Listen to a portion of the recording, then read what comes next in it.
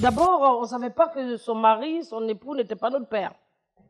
Elle nous a toujours montré que votre papa, c'était son mari, le papa de mes petits frères. Il fallait faire 12 kilomètres le matin à pied, revenir pour aller à l'école, revenir le soir. Et se lever à 4 heures du matin. Je n'aimais pas l'échec.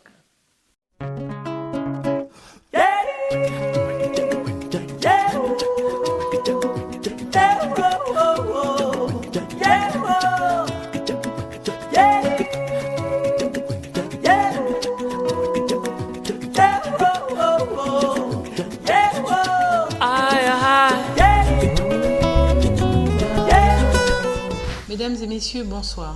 Très heureuse de nous retrouver pour la deuxième partie de notre émission Leitmotiv à Dimbokro, après notre passage à Bokanda, consacré à une dame qui aura connu la misère puis la réussite en tant que chef de plusieurs entreprises et présidente de l'AFA. Madame Zinda Eliane, bonsoir. Bonsoir Corinne. Merci d'avoir accepté de partager votre expérience avec nos téléspectateurs et surtout toutes ces femmes et jeunes filles qui nous regardent. C'est à toi le merci. Alors, on le disait dans la première partie de notre émission, vous êtes une fille de la région du Nzi, vous êtes née à Bokanda, puis vous avez grandi à Dimbokro. Vous obtenez un poste à la RAN à Abidjan et vous travaillez dans un grand restaurant de la place et comme un conte de fées, vous rencontrez votre futur époux. Après votre mariage, vous aménagez très vite à Boaké où vous vous lancez dans les affaires. Racontez-nous un peu tout ça. Oui, effectivement. Après mon mariage, mon mari a décidé qu'on puisse s'installer à Boaké parce que Boaké est plus calme. C'est un homme qui aimait la vie.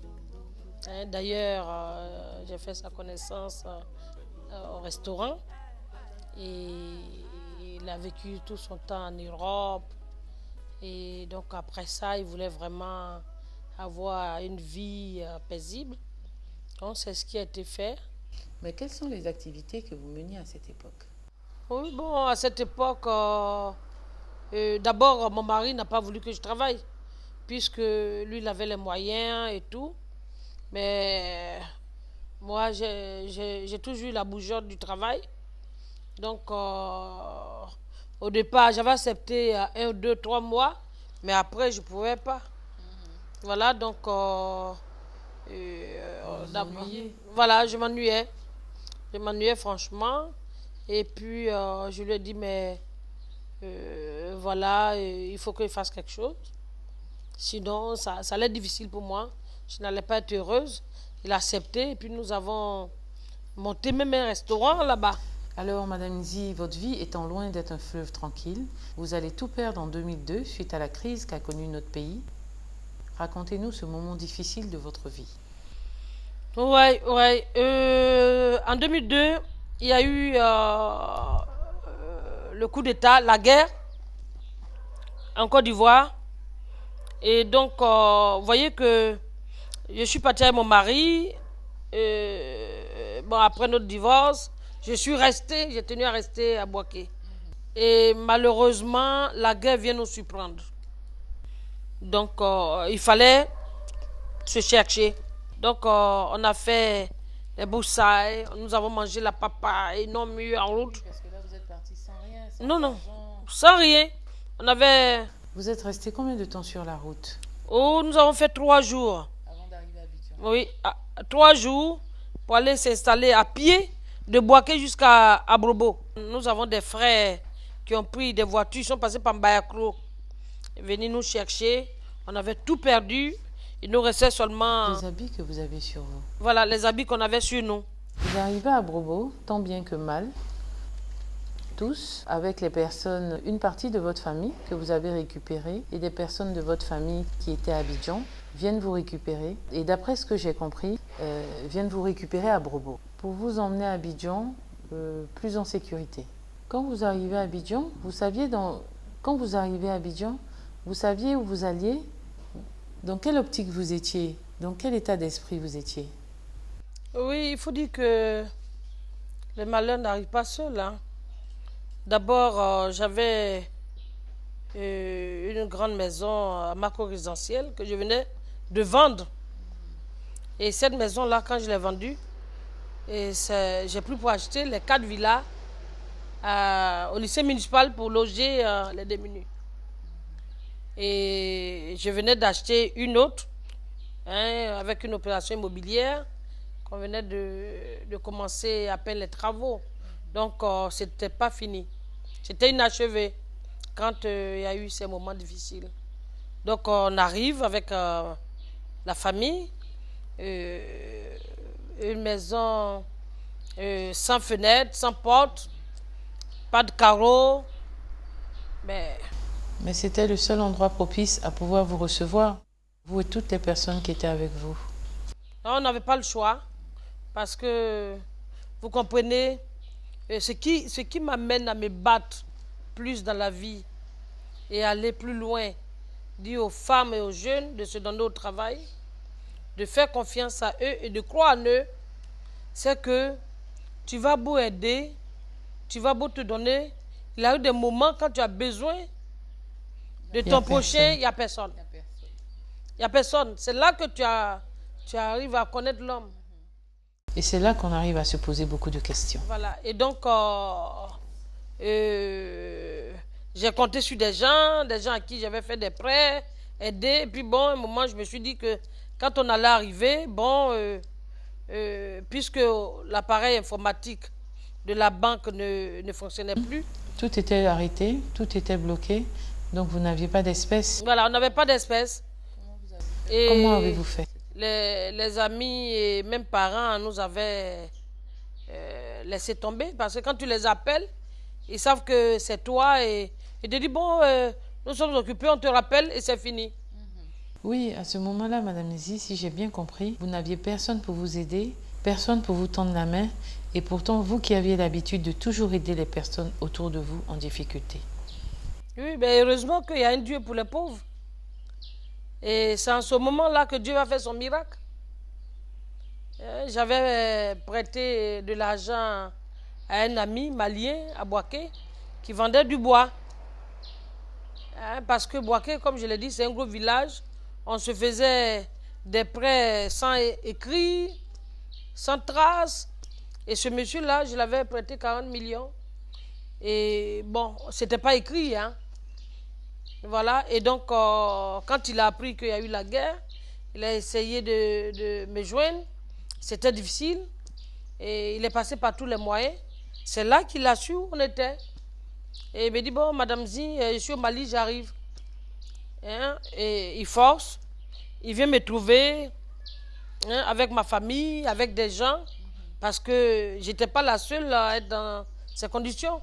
Il y avait beaucoup d'Ivoiriens, beaucoup de personnes, des déplacés de guerre qui étaient dans la même situation que nous. Et ils ne savaient pas où partir, ils ne savaient pas où aller. Donc, j'ai accueilli beaucoup de personnes sur mon toit. Avec moi, on se débrouillait par terre, là, à peine au sol. Et l'essentiel, il fallait trouver à manger. On ne pensait plus à s'habiller, on ne pensait plus à mettre la pommade. Et il fallait avoir à manger. Donc, quand je sors de là, des fois, quand on me dit non, le sac de riz est terminé, et j'étais stressée, je ne savais pas comment faire. Mais dès que je sors de la maison, je rencontre toujours quelqu'un qui me dit, mais tiens, tu m'as aidé et tout, bon, je cherchais à te voir. Et puis bon, je mettais dans la nourriture. Donc, Dieu faisait en sorte que la nourriture ne manquait pas. Voilà, donc on avait toujours de quoi donner à manger, à nourrir tout ce monde. Mais le soir, quand vous vous couchiez et que vous étiez en train de repenser à tout ça, toute l'histoire de votre vie, est-ce qu'à un moment, vous ne vous êtes pas dit, mais j'ai tout perdu, est-ce que je vais pouvoir rebondir? Bon, moi j'avais de l'espoir. J'avais de l'espoir parce que ma foi en Dieu était grande. Je sais d'où je viens. Pour moi, tant que je vis, il y a de l'espoir. Voilà, donc j'avais foi en cela et j'avais pas peur. Je savais que c'était pour un moment et c'est peut-être pour les autres qui était difficile pour moi. Mais moi, je savais parce qu'il y avait quand même des économies. Voilà, c'est que la banque était perturbée, ne pouvait pas nous donner de l'argent sur place. Donc à la longue, on pouvait régler ce problème, mais sur place, il fallait avoir les moyens. Et ce Malien-là, le monsieur-là qui est venu, du nom de Karim, qui est arrivé, et il est venu à 20 millions. Il m'a cherché, il m'a trouvé. Il me dit, mais je te dois 40 millions, je suis venu à 20 millions en espèces. Ben, je t'assure, Corinne, les 20 millions, c'était comme des milliards. Bien sûr, parce que ça vous a permis de souffler. Ah oui, oui, oui. Quand j'ai vu ça, j'ai fait appel à tout le monde chez moi. Je leur ai dit, mais regardez, il dit, mais le cacao est mûr. Et je suis allée à l'église. Donc, j'ai payé ma dîme là-bas. Et ensuite, ce qui m'a découragée, c'est que j'ai aidé l'église à faire des travaux. Et puis, à un moment donné, je leur ai dit, voilà, on a beaucoup de fidèles qui viennent chez vous, qui sont dans le même, qui se retrouvent dans le même problème que nous. Donc, moi, j'ai envie de réorganiser tout ce monde, les femmes, leur donner un peu de moyens pour qu'elles puissent faire des commerces, les encadrer. Et puis le pasteur me dit, m'appelle de côté. Il me dit, bon d'accord, donne-nous l'argent. Il dit, bon, il donner 5 millions dedans. Il dit, non, non, donnez, arrivez là-bas, nous allons distribuer. Et quelqu'un me dit, non, il faut attraper l'argent toi-même. Donc j'attrape l'argent, le pasteur insiste. Je dis, non, je ne donne pas. Arrivez là-bas, faites-moi la liste des personnes. Moi, je dis bien les démunis. Donc, on fixe une date. J'arrive à l'église, je vois des belles voitures, des belles femmes, des jeunes cravatés. D'abord, c'est eux que je vois. Je dis, mais les démunis sont où? Il dit, mais déjà, il y en a qui sont là. Donc, vous arriviez dans cette fameuse église où vous êtes censé trouver des personnes démunies, et à votre grande surprise, vous ne voyez que de grosses voitures et des personnes cravatées. Alors, quelle fut votre réaction? Mais je dis, mais ils n'ont pas compris la parole de Dieu parce que ils ne pensent pas aux pauvres. Hein? Et il y a un passage de la Bible qui dit, mais ce n'est pas celui qui dira, Seigneur, Seigneur, qui viendra dans mon royaume, mais celui qui fera ma volonté. J'ai dit, mais avec ce comportement-là, c'est pas bon. Et donc, je n'ai pas donné mon argent.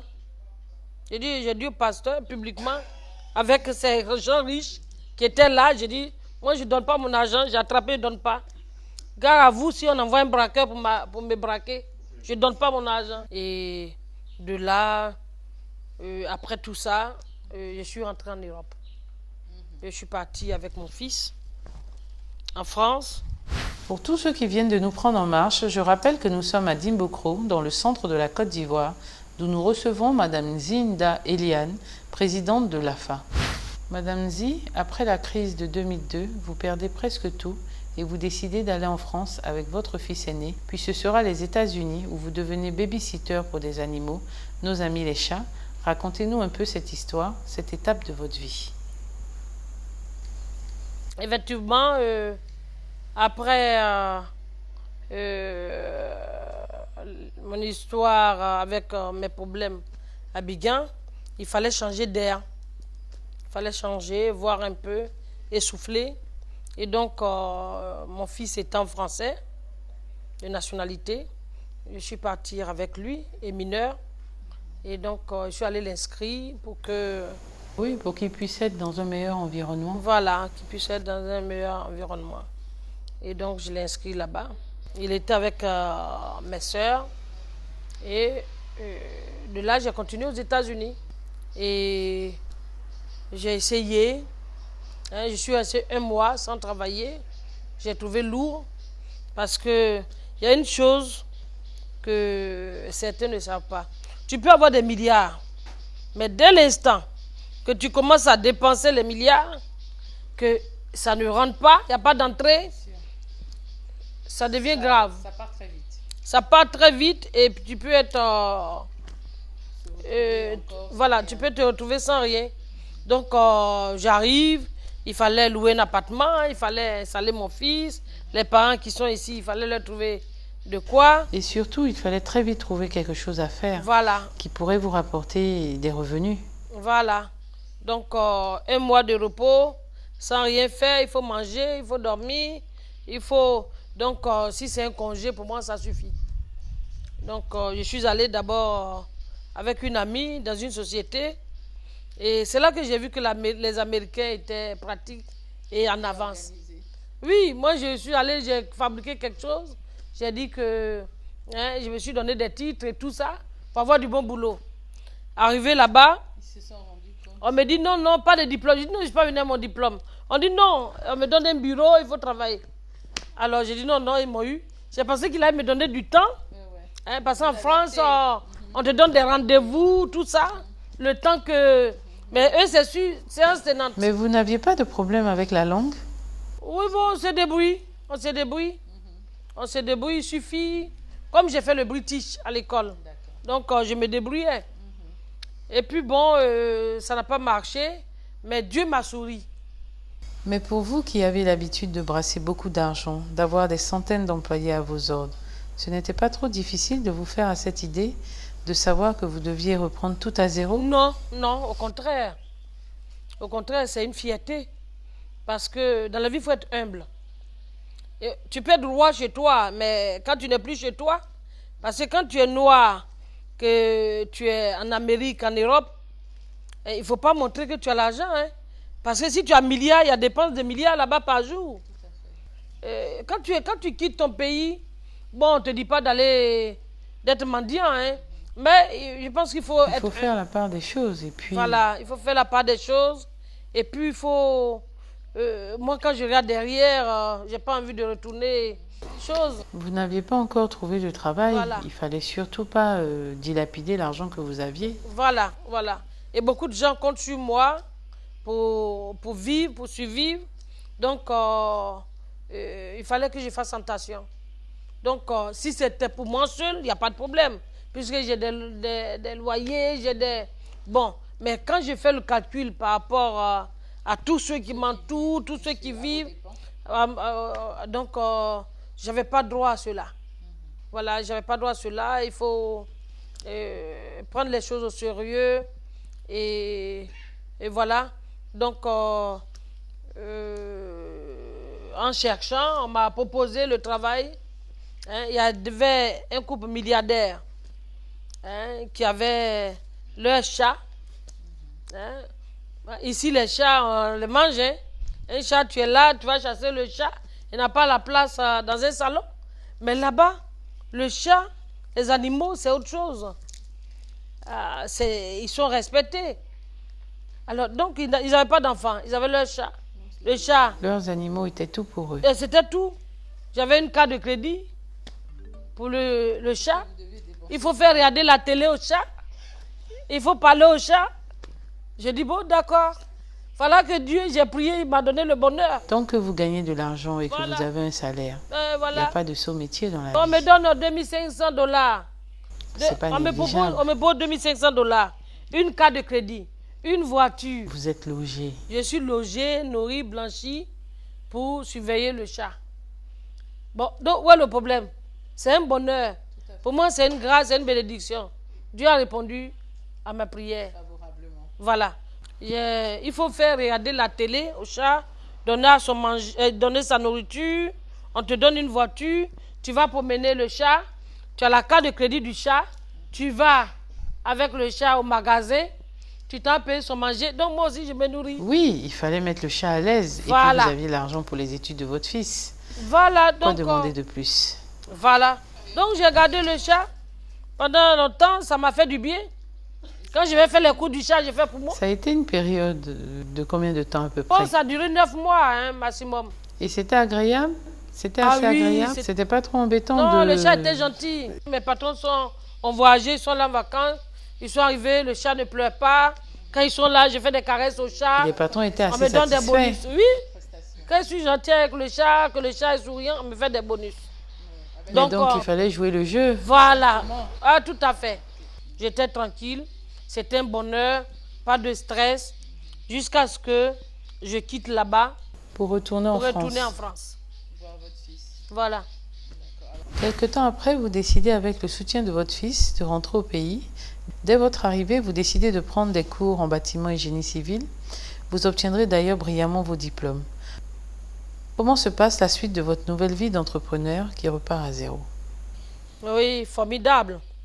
Parce que moi, mon cœur a toujours resté dans le bâtiment.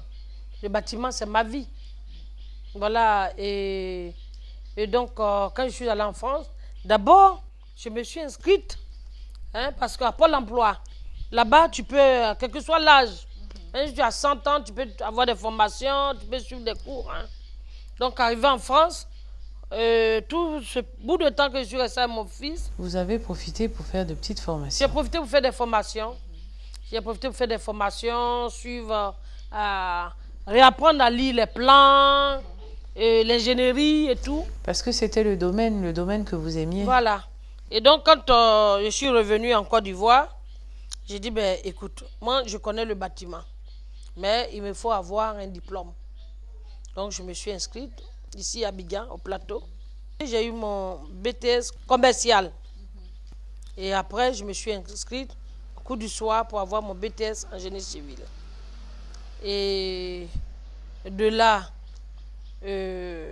parce qu'il faut dire que quand tu es dans le métier, c'est... Moi, je n'ai jamais été forte en langue. Tout ce qui est littéraire. Tout ce qui est littéraire. Les matières scientifiques. Voilà, moi, tout ce qui est scientifique, technique. Voilà. Et donc, le jour de ma soutenance, le professeur me disait, mais est-ce que vous savez que vous avez un niveau d'ingénieur? Parce que tu me dis tout de suite, comment construire un immeuble R plus 20, 50? C'est facile. Je vais la fondation, hein, l'installation jusqu'à la fondation, je vais te faire le plan, hein, le plan béton. J'arrive à faire le plan béton. Et en principe, un technicien n'arrive pas à faire un plan béton. Il faut un ingénieur spécialisé en plan béton en fer. Et ça s'est bien passé. Donc, ça m'a donné... je dis, tiens, je n'ai pas été médecin, docteur comme j'ai voulu être à mon enfance, mais au moins, j'ai eu un bon niveau. Et donc, j'arrive en Côte d'Ivoire avec mon fils. Je prends des locaux au plateau et nous avons soumissionné à des appels d'offres, hein, avec l'État de Côte d'Ivoire, bien sûr, et aussi des appels d'offres au niveau en Afrique de l'Ouest. Madame Zi, quelle est la femme pour vous qui pourrait être un modèle de réussite? Ou plus simple, quelle est la femme à qui vous aimeriez ressembler? Corinne, je vais d'ailleurs te surprendre. Pour moi, j'en ai deux. J'en ai deux. Normal, puisque vous êtes jumelles, vous faites tout par deux. Voilà, je suis jumelle, donc je fais tout par deux. Et Madame Bédier, Madame Henriette Conan Bédier, est un modèle pour moi. Je veux ressembler à cette maman, au cœur d'or, avec qui j'ai l'honneur de travailler. Et c'est une maman maternelle. Une maman qui ne dit jamais non. Qui pense toujours aux autres? Pense toujours aux autres. Une maman sensible, sentimentale. Une qui a beaucoup d'amour. Qui a beaucoup d'amour pour son prochain. Qui a l'écoute. Qui est douce. Qui est compréhensible. Qui est toujours prête à partager. Vous en êtes tout à fait capable parce que vous-même, vous avez un grand cœur. Oh, merci, mais vraiment, j'ai envie de ressembler à Madame Bédier parce que elle est un don de Dieu pour la Côte d'Ivoire. Pour moi, c'est la maman nationale de la Côte d'Ivoire. Et le deuxième modèle? Et le deuxième modèle, c'est Madame Dominique Ouattara. En affaires, j'ai envie de ressembler à Madame Ouattara parce que c'est une femme qui ne recule pas. Elle est audacieuse. C'est une fonceuse. C'est une femme courageuse. Et c'est une femme, quand elle commence, elle va jusqu'au bout. Et en affaires, c'est une femme à qui je veux ressembler. Après la reprise de vos affaires, vous décidez de revenir à Bokanda, votre petit village natal, pour aider les femmes qui, comme vous, il y a quelques années, ont décidé de prendre leur vie en main et de chercher des voies et moyens de s'en sortir pour pouvoir aider leurs femmes. Mais nous donnons rendez-vous à tous nos téléspectateurs la semaine prochaine pour découvrir les actions que vous menez depuis des années au profit de toutes ces femmes de votre région. Que Dieu vous garde.